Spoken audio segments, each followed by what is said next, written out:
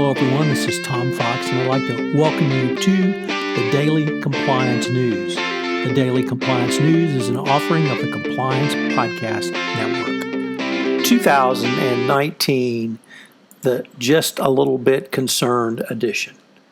First up, after a BBC report of potential bribes paid, or at least alleged bribes paid to the brother of the Prime Minister of Senegal, Senegal's Justice Ministry asked prosecutors on Monday to launch an inquiry into the country's energy contracts. The investigation is around a alleged $250,000 payment to the president's brother made by one Frank Timis, who receives about $10 billion in royalty payments for two huge blocks awarded to BP in 2012. It's going to be very interesting to watch the money flow on this, and you see how the use of third parties continues to be the highest risk for corruption. Next up, the convicted opioid drug maker Insys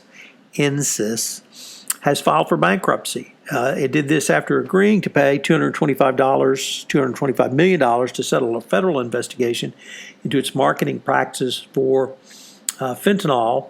So it's going to be unclear at this point whether the government's going to get its money.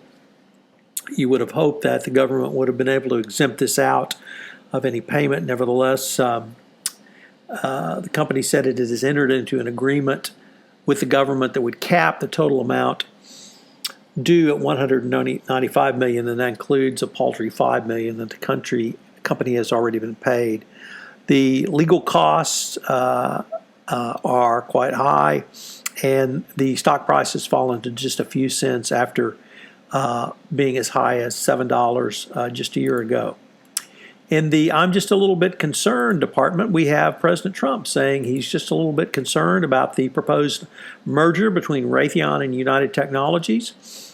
He said that it could potentially hurt the government's ability to purchase weapons because there would be less in the supply chain, giving the government buyers fewer competitive options to turn to for weapons systems.